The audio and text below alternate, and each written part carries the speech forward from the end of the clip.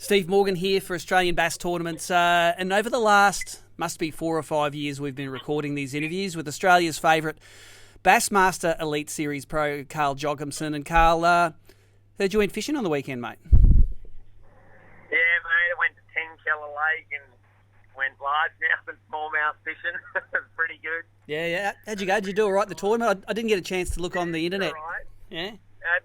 Did all right. Just had a good event. It was pretty awesome. Yeah, what, another payday? Another top half of the field? Yeah, little payday and just long dream, that's all, nothing major. Nothing major. Just have to get another dream now. Yeah. Just won an Elite Series event, nothing too bad. Mate, congratulations. I'll just let you know that at ABT yesterday we answered the phone Happy Carl Day, and every single person that rang up knew exactly what we were talking about. Oh, that is unbelievable. That is so cool. It's crazy. The response that we have got from this is truly we're just blown away. Like, Kayla and I just keep looking at each other and just, like, we just start laughing and smiling. We're just so happy. And my phone is just, Kayla's driving right now, and I've had the last 4 hours, and I've been just going, messages and calls, and, like, I'm not even near. There's been 4 hours of doing that, and I'm not even a quarter of the way through it. It's unbelievable. There's so much positivity that has come from it.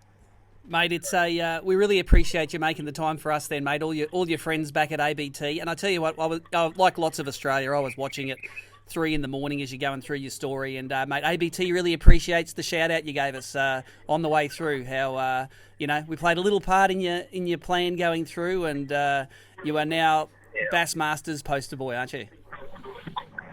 Yeah, it's all been a massive part of the journey, and I definitely, I never ever forget where I came from, and I know where my roots are and my grounding, and that was all a massive part of the whole story, and a big part of who I am and who I am today, and how I learned to fish, and a big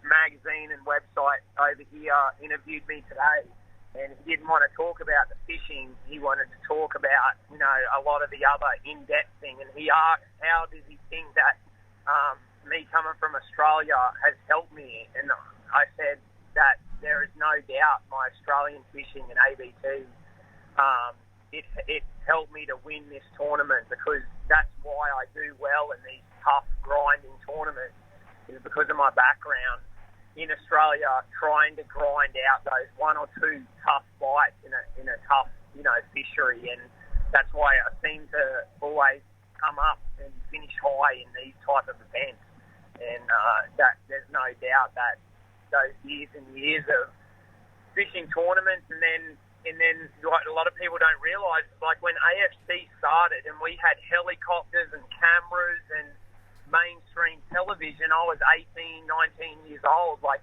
that was like fishing the Bassmaster Classic to me, and they were all building steps into helping me deal with the massive amount of pressure that comes with competing over here. Oh, it's good to see, mate. It's good to see that you learned a few tricks over here. I think I made a comment on social media on the Bassmaster site about watch out, America. Someone just learned how to win in your country, because I know that once you learned how to win over here, it was a habit that you found hard to break. So the conversation around the traps is you've had a lot of pressure for a long time to have your breakthrough win. You've had it now. I think they're going to see some of the Carl Jochimsen that our competitors were very happy to wave goodbye to 9 years ago. Yeah, I think, whatever happens, no one can ever take this win away from me. I'll have that trophy for the rest of my life. And, it's so much, you'll see when I catch that smallmouth, it's just the weight of the world was lifted off of my shoulders, and constantly trying to prove myself all the time. And that will never go away. But, like, there's so many things that win just solidified and took away from, the pressures of it all, and I feel so much lighter in every way, and you see when I land that fish, it's just like this relief just came over me. It's impossible to explain, and I'll just remember it for the rest of my life. And it nearly wasn't the win, was it? And you said it at the time, like, this isn't the win. This is catching that fifth fish when it actually mattered, because there's been several times in your career where you've missed that fifth fish, or it's fell off, or something's happened and it just wasn't your time. But, you know, that smallmouth did a lot to maybe get away, but it didn't. It was your time, wasn't it? Yeah, like that 3 hours or whatever it was between that fourth fish and then catching that smallmouth was the heaviest 3 hours of my entire life. Like, it was like this dark cloud that was just in my mind, and I was just fighting it the whole time, because my whole life I learned to do it in Australia, and I learned to win, and I did win, but 9 years of just never being able to just quite win. It's just there, and it's from a kid and teachers and people that have told you you're not good enough and you can't make it. That weighs on you, and you carry some of that throughout your life, and you get to that very moment, and now you're 3 hours in, and you know you've got to catch one more to seal, everything. And just to be able to fish so slow and keep my head and get that bite and put it in the boat, there was no experience or feeling that I've ever had like it. Mate, I think the quote that sums it up was, I've waited all my life to catch that fish. How true was that? Yeah, it's crazy. I can't even watch. Like, I just tried to watch that clip. I watched it once last night, and I was just a mess. I'm watching myself cry. Why am I crying? It's weird. And then I want to watch it again because I can see that fight, and I just replay it in my mind. And that it looks like you just, when it's your time. But that fish came from fishing my entire life. Every experience I've ever had, if you watch that cast and I'm retrieving the jig and it hits a branch and I stop and I pop it over the branch and I click the button, I click the free spool on my reel and I free spool it, and it stops, and it just, my line went slack on the surface. I didn't have a bite, but I just knew, instinct and gut, that the jig should be falling, and I wound up and set the hook on just pure gut feel, and that smallmouth had it. And those things don't just happen. You don't just get lucky and do those things. They come from all of those times and all that daylight till dark on the water for years and years and years and years. Mate, it sounds like a bit of Glenbourne training. What's that? It sounds like a bit of Glenbourne Dam training, mate, that vertical fishing the trees. Yeah, that's what it was. And, I tell everyone, one fish changed my life, before that fish. And that one was that one I caught at Sinclair in the ABC Grand Final. And it ate my surface lure, and I lost it. It tried to eat it 5 or 6 times. It was a 45 plus, and I hooked it, and I lost it. And there was 2 hours to go, and I moved away from that area, and the instinct and everything told me that fish is the winning fish. The only way I can win is catch that. And I went back there with 30 minutes to go, and I caught it. And that one fish, if I didn't catch that, I think Greenie would have won. And, I don't know where I'd be. I'd been fishing for 10 years trying to make it. I still would have done it. But me catching that one bass turned my whole life around, because I won the trip to America, and that's where it all started. And, that one smallmouth, that one bite, that one instinct, feel of dropping that jig back or hitting that stick, that's another life-changing moment in 10, 12 years, 11 years later. Now, watching the live further, right before the end of the live coverage, you actually upgraded, and it may have been the smallmouth that you caught. You might have upgraded at the end, because the most relaxed Carl Jochimson I've ever seen landed a 5-pounder right at the end, and it was just like the cloud was gone, mate. It was Carl being relaxed. And what did you say when you got that 5-pounder? I can't remember. It was something like, "What just happened?" Yeah, at that point it was just like, now I just all I wanted to do was get back to the ramp and hang on to the dock as hard as I could, because I knew someone had to do something ridiculously special to to beat me, and I made an upgrade, and I ran back to the check-in, and they checked my fish, and I sat there and kept them alive for healthy for 45 minutes while I sat there, and Kayla come down and jumped in the boat, and it was unbelievable. I still didn't know I'd won, but there's always those little things, but we were pretty confident, and the drive in and the way in, it was just all took so long. I just wanted to get it done, and also just soak in the whole experience. But yeah, got back safe and got the fish weighed in. It was just a day that I don't think any of us will ever forget. It was pretty cool. Well, you know what? You may not know this, but there are of course two live streaming channels on Bass. There's the curated one, but there's the live mix.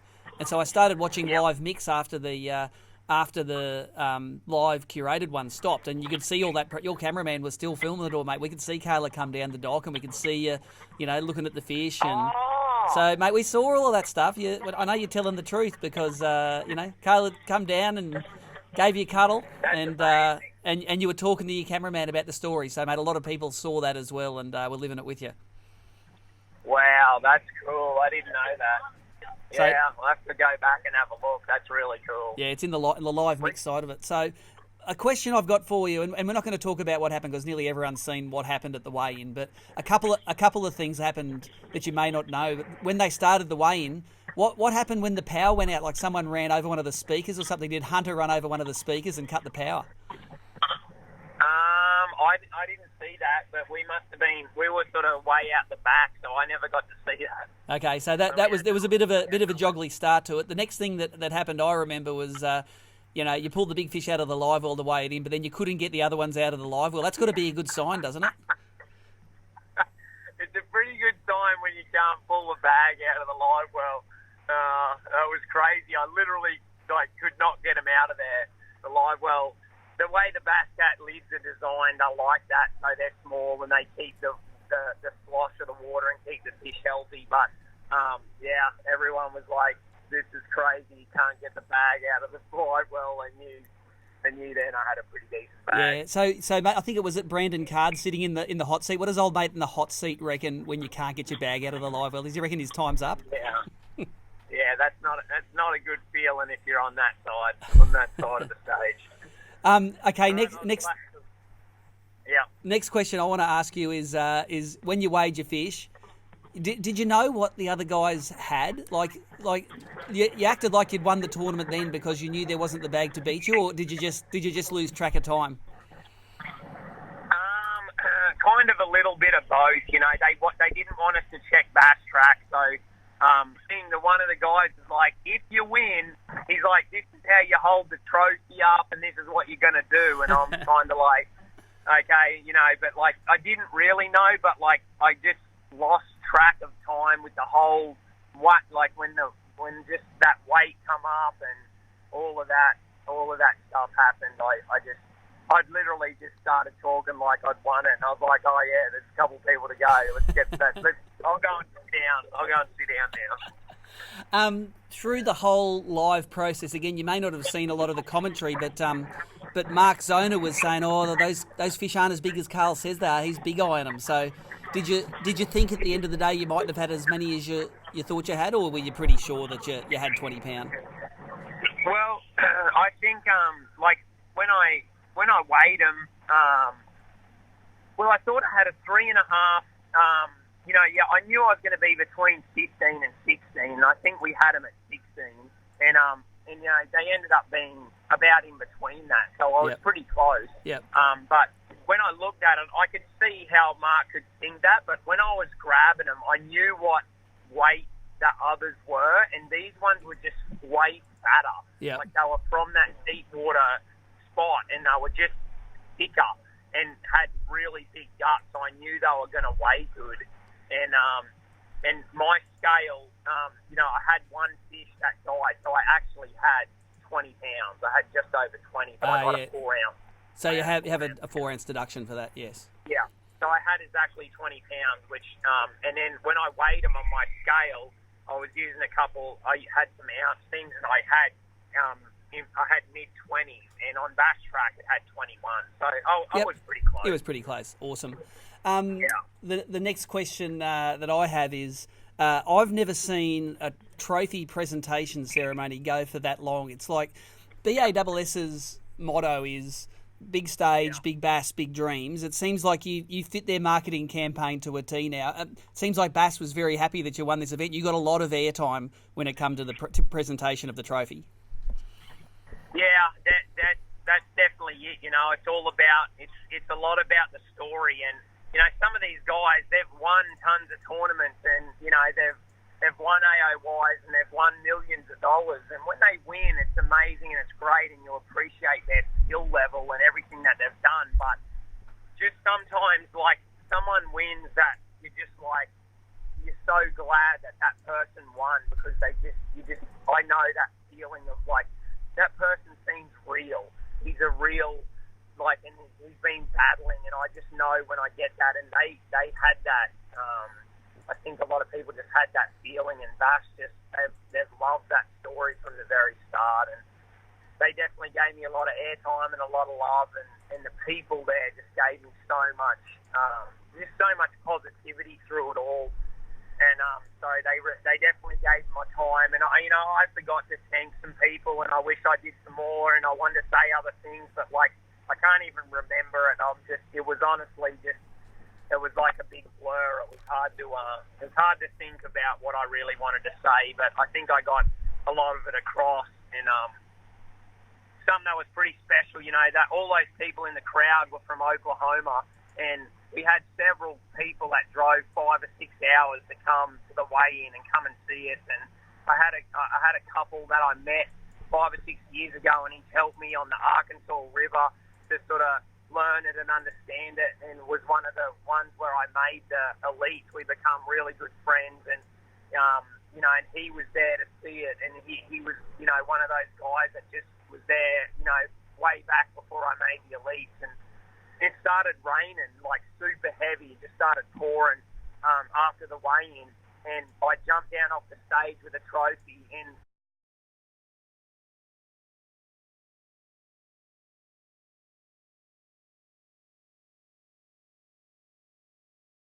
a big crowd of people that were just in a line with kids and everything, and everyone was just getting soaking wet, and we're just getting photos and signing autographs and holding the trophy, and kids were trying to hold it up. And like, no one cared. We were just all sitting in the rain, just getting photos for an hour straight until there was no one left. It was something unbelievable. It's awesome, mate. You have got a reputation of being really good with your fans and the people that have supported you. So well done on that. Another question I've got is, during the whole weigh-in process, you and Dave Mercer both had their sunnies on. Do you reckon Dave Mercer was shedding a bit of a tear under there? I think he's got a great affinity with you and with the out-of-country anglers. Yeah, he definitely does. You know, what's funny is he knew me before anyone else because of AFC. What channel played in Canada for AFC? Yeah, it was on an outdoors channel. Yep. Yeah, the outdoors channel. So all the Canadians had watched me fish on AFC for like years, and about my second year in America, Dave messaged me like on social media or something, and I missed the elites again. I think on my third year or second year, and he just said to me, like, he messaged me and he said, "I'm watching you. Keep your head up," you know, something along those lines. And it just meant so much to me. I was like, oh my God, Dave Mercer's like watching what I'm doing. And that was almost 8 or 9 years ago. And so for him to say that to me back then, and then for him to be the MC on Bass and calling out my win is just, you know, it's just the whole thing is just like you couldn't write it in a storybook. The way it all played out, but Dave has just definitely been a big supporter of what I've been doing the whole time. Yeah, but you didn't answer the question. Do you reckon he was shedding a tear? He was definitely shedding a tear. He had to be. I was anyway. Yeah, no, it was fogging up. I couldn't see anything. My glasses were totally fogging up like every 10 seconds. I had to like wipe them. That's awesome, mate. Now, and one of the final questions I've got for you is on the water. They crossed to one of the fellow anglers fishing in the top 10, and he saw you pull into a spot, and he says, "I'm not going into that spot. I'm giving Carl space. He needs the space." I'm not sure if it was Dave Mullins or someone like that. It was, Yeah. and he's just saying nah, he needs the space. He's got a shot to win this thing. It seems like you have a lot of respect from your fellow Elite Series anglers, and I'm sure that means a lot to you. Is that the case? Yeah. That's all come from, that thing, just doing things the right way. And I never wanted to my biggest fear was ever getting a reputation for, like, fishing near someone, following someone, anything like that. And so I've literally, for the last 10 years, I've just done my own thing. I've just always tried to find something off the wall, and it has cost me thousands and thousands of dollars. It's probably cost me a win in the past, but through doing that, I've done it. I've won this with, with just doing things the right way and showing people that you can win doing it the honourable way, doing it the right way, and taking on that hard way. And anglers know that, like, they've just not a single person ever out there can say that I moved in on their area, I fished their spot, I did it. There's not a single angler that can say that. And that's pretty hard to do in this sport. But that's just something I've, like, prided myself on and always wanted to be a part of. But that has helped, that's helped me as much as that sometimes has hurt me in the past. That's helped me in that situation because Mullins was on one of my best spots, and the day before he was on my second best spot, and he waved me in and told me to fish there. And then that night he said, do you still want to fish that spot? And I said, yeah. And he said, I'll leave it. And then just so happened he was on my third spot because he was running a similar pattern. And as soon as he saw me, he just pulled his trolling motor up and idled over it when he heard what I had. He said, mate, where are you going next? I don't want to be in your way. And I told him, and he said, okay, I'll stay away. And he's like, win this thing. And to have the respect and look out in the crowd and see Elite Series anglers standing out there, like, cheering me on and putting posts up, I'm like, it just sort of solidified for me that I've been doing the right thing this whole time. Yeah, mate, I think it's we've talked about it a lot in the past about how you don't want help, you want to learn it the hard way, and it's really good to see that it's finally paying some rewards, mate. How many years have we had these conversations with you driving somewhere and going through the mind all the things that have gone wrong? And, you always said it'll come right at one stage, and it must feel awesome to have it all come together. Yeah, we said it. Everyone that ever knows what I've been through, we've always said it's going to come together one day. It's going to come together, and it just, just did. It just happened, and it's not through luck, and it's not through anything else, but just that me not giving up. That's all it is. I just never gave up. I kept coming, and to think I got kicked out of the Elites, and then I had to try and make my way back, and I went to the FLW Tour. Just all those things. It's like so many things were a great excuse for me to quit. Like, I had every excuse in the world to quit many, many times, and I just didn't let those things deter me. And I can tell you, if you're listening right now, and you're having those things, and you're even looking at me or looking at someone else that's getting what you want, just trust the process and take the weight off your shoulders, do the work, love what you do, and know that when the time's right, it will happen, and the timing will be perfect. And it's easy to say for me right now, but you can look at my journey and look at what has happened, and anyone can do it. I'm not special. I'm not talented. I'm just love what I do. I have a good passion for it, and I refuse to give in, and that's all it is. Mate, I think anyone that's followed you through the years will definitely agree. I checked on the Bassmaster site before, mate. You've just ticked over $250,000 worth of winnings now. The financial pressure must feel like it's been a bit relieved as well. Yeah, that's I said, a guy just asked me, you take the money or the trophy? And I said the trophy every time. Yeah. But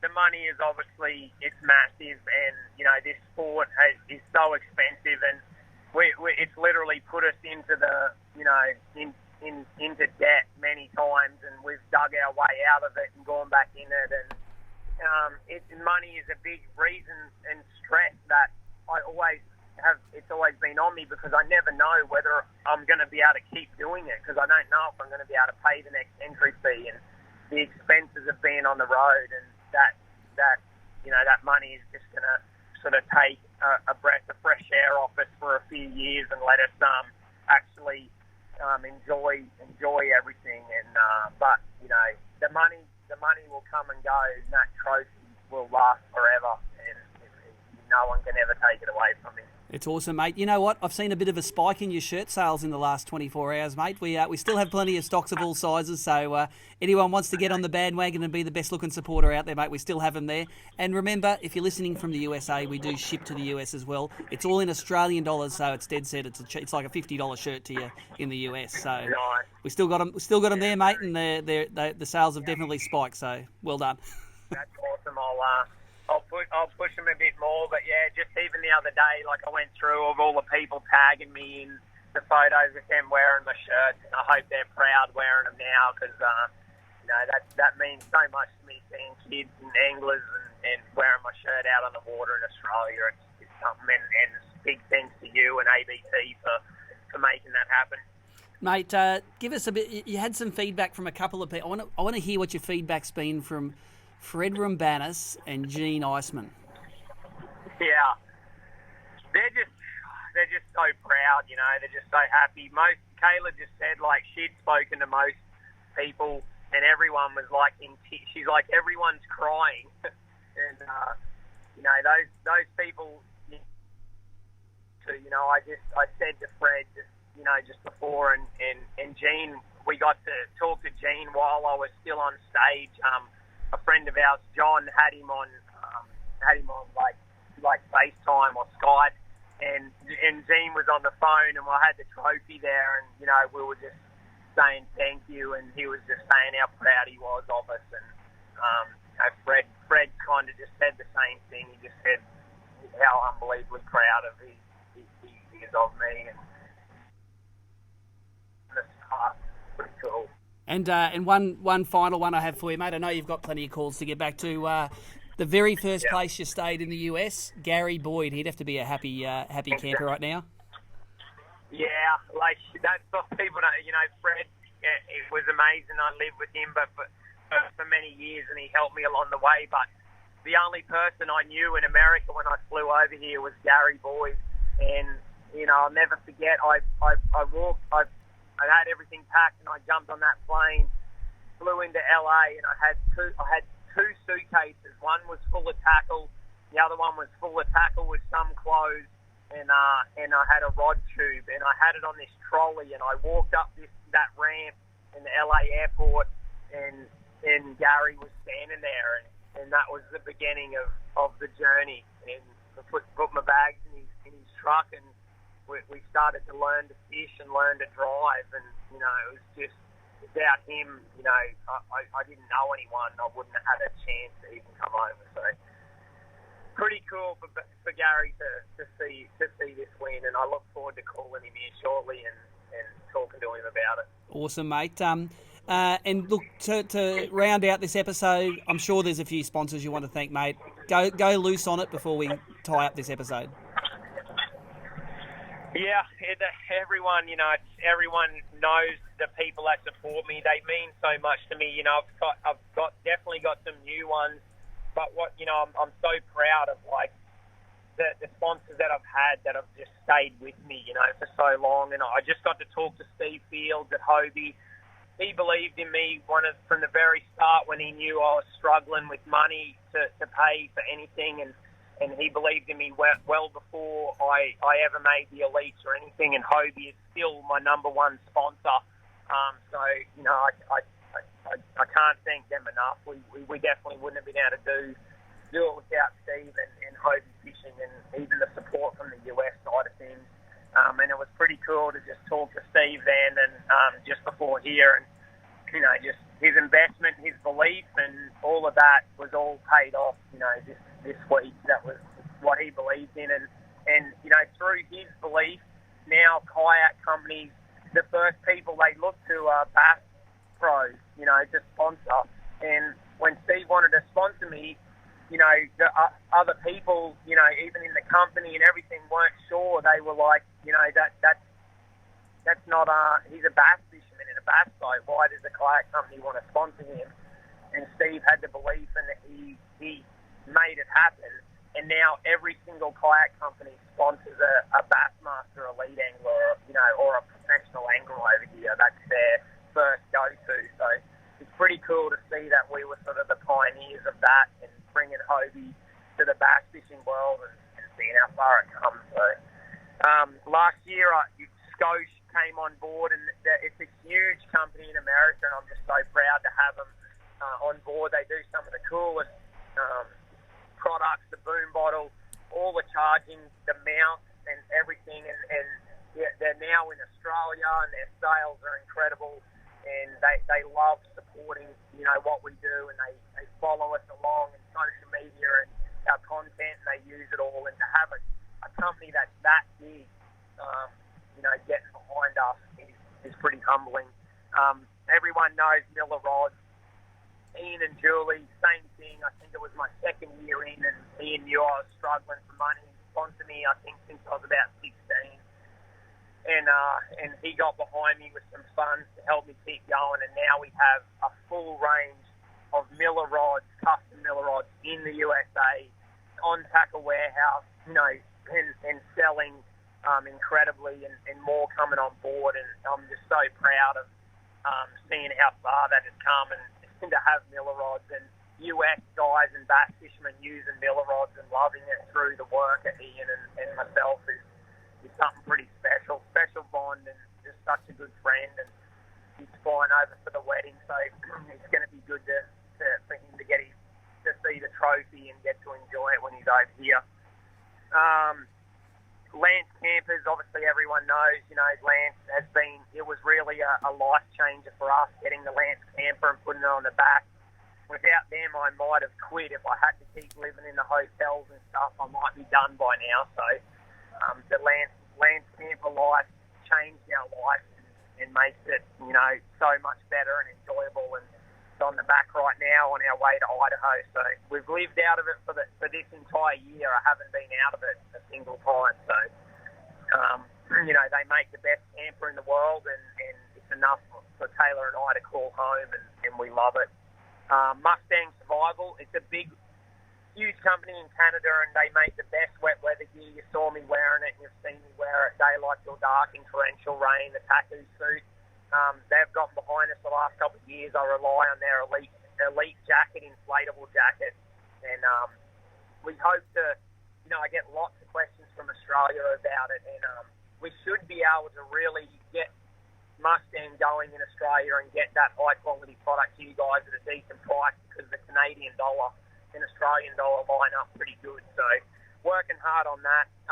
Like you said before, Gene with Amphibia iGear, Gene owns Amphibia, but just through being a great friend, he opened up his house, his man cave, and gave somewhere for us to stay, and has been a massive support. And there's been several times where I've just been totally done, and Gene has stepped in and helped us in so many ways, and I can't thank him and Amphibia idea enough.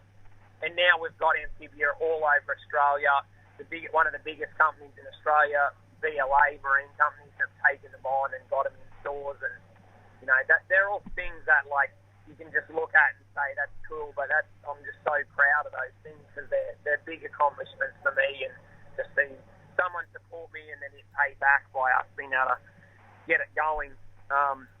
Molix, you saw me catch that last big one on the Molix jig. I've got my signature frog with them. That has been going good. It's the number one selling Molix lure that they've ever had. So the Supernado frog has been absolutely killing it, and I appreciate everyone that's buying them. It's going good in Australia. EJ Todds has got Molix in Australia and is blowing it up, and there's lots more exciting stuff coming from them. So the new jig was a real deal for me, and sealed the deal with that 5-pounder this week. Glenn and Sue Casey from Bassman Spinnerbaits I think they're one of the smallest companies that probably support me, and they give me the biggest help, out of everyone and through every sort of aspect. And I just, I'm so just blown away by the amount of years that they've supported me since I was 18, and they used to have I was 18 when I won the Somerset ABT round, and Glenn and Sue had the yellow Bassman trailer there. Yep. And he went behind the scenes and custom built me the perfect spinnerbait that I wanted, that I didn't want anyone to see. And then I won my first ABT tournament on that spinnerbait the next day at Somerset. And still to this day, they're one of my biggest sponsors. They're great friends. And now Bassman Spinnerbaits is in America, and we're working on a big distributor to distribute them over here and have them on Tackle Warehouse. And just again, another accomplishment that I'm so proud of, and just happy to have their support. Humminbird Minn Kota, the boys in Australia have always been behind me. I've always used Humminbird. There's that photo when I was about 10 years old wearing a Minn Kota hat. That was the first sounder I ever bought, was a little 150 XF Humminbird and a little Tillistea Minn Kota. And then today, to have the Australian and American company get behind me and be one of my biggest sponsors and have the best equipment on my boat is, that's the 360 and the Lake Master and the, I have no excuses. If I don't do good, there's nothing I can say, but it's on me, because I have the best gear, I have the best boat. Basscat really stepped up a few years ago, and I've run an error. I've run 2 errors, a Puma, and then this year a Cougar. And the speed and the quality of the boat again has been a massive order, and cool to see people getting in Basscats in Australia. Obviously, ABT, you guys have been amazing, always supporting me. And this year, for the first time, or next year, I've got a full sponsorship through Evinrude. So BRP and XPS Oils got me but even before this tournament. And it's very hard to get a full motor deal. No matter how big you get over here, it's very hard to do, and it's pretty cool to see Evinrude and XPS Oil step up and get us in. My favourite engine, the performance of it is unbelievable. The low end torque and the power and just the fuel economy helps me put a ridiculous amount of hours on it in 1 year. Last not least, I think TH Marine. They've been awesome. A huge company here in America. They equip my boat with a jack plate, mount, handles. From transom to trolling motor, they say they deck it fully out. And then probably my second biggest, longest sponsor would be Shimano. And those guys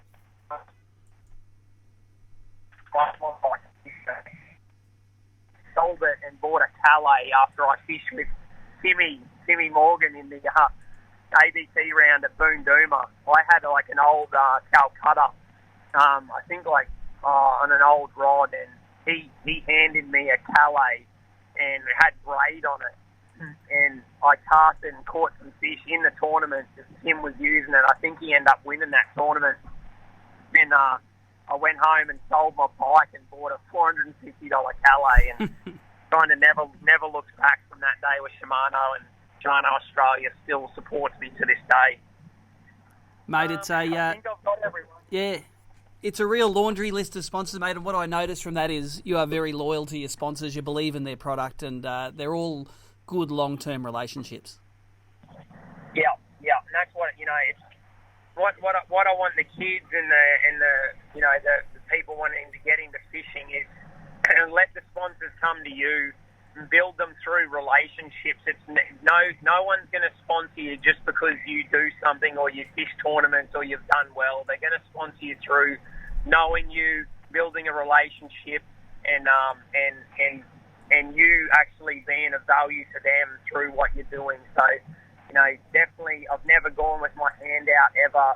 I've let my results and my attitude and what I do sort of do the talking, and the sponsors have come to me, and I've built relationships with them, and that way they're long lasting and they're not short term, and that's something I'm very, very proud of. Mate, it's we really appreciate the time you've given us this morning. I will get this up ASAP because I'm sure everyone in Australia, all of your Australian fans, want to hear it from the horse's mouth just how awesome it was for you to go fishing on the weekend. Yeah, went fishing. It was pretty good. Loved it. All right, mate. Well, enjoy the success, mate, and enjoy your wedding in a few weeks' time. It's going to be a great time of your life. We hope you really make the most of it. Thanks, mate. I appreciate everyone, and thank you to everyone and all the Australian and USA supporters. It means everything to us, and anyone that has sent a message or wrote a text or wrote on my Facebook or Instagram, we're going to read all of them. I have read as many, and I'm going to try and get back to everyone and just know that we appreciate everything.